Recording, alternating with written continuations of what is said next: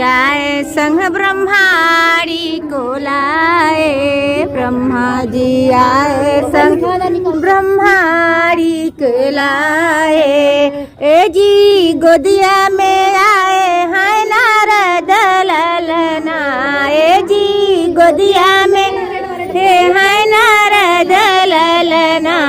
आज होला हवनिया मंदिर के ऊपर पंडित मंत्र उचारी। मंदिर के ऊपर पंडित मंत्र उचारी। मंदिर के ऊपर आज होला हवनिया मंदिर के भीतर। आज होला हवनिया मंदिर के भीतर। हवन देखन को शंकर जी आए। हवन देखन को शंकर आए संग गौरा जी को लाए।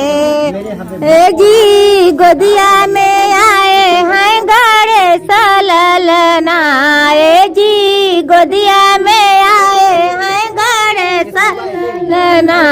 आज होला हवनिया मंदिर के ऊपर। आज होला हवनिया मंदिर के ऊपर पंडित मंत्र उचारी। मंदिर के ऊपर पंडित मंत्र उचारी। मंदिर के ऊपर हवन देखन के विष्णु जी आए।